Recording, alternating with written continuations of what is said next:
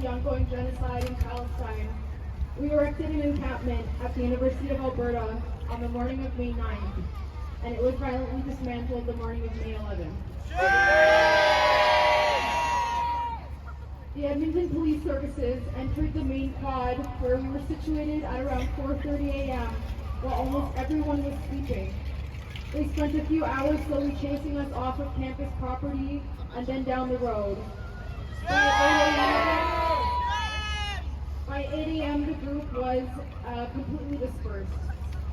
The president of the university, Joe Flanagan, employed police violence on a group of very vulnerable and mostly racialized young people. There was video evidence of bloodied students, yet they insisted that the removal was peaceful. But President Bill Flanagan has yet to apologize for his actions. And by the way, I hope he never shows up to events like these to celebrate his own white queer liberation while he actively suppresses others.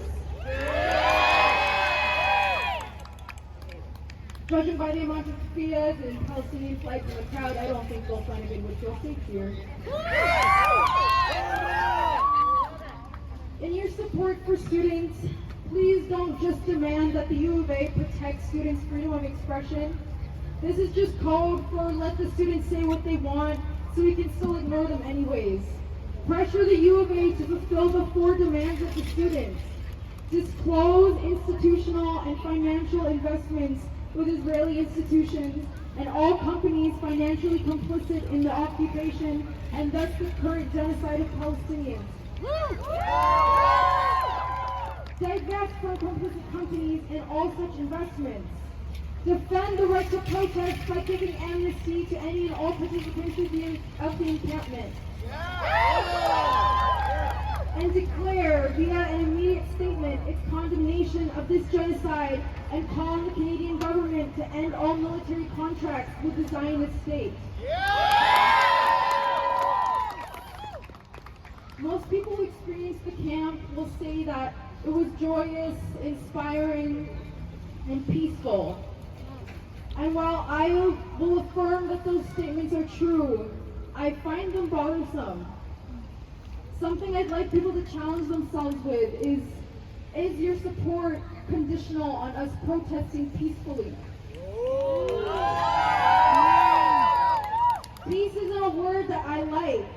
White folks define what is peaceful based on whether or not they feel threatened, even when there is no threat.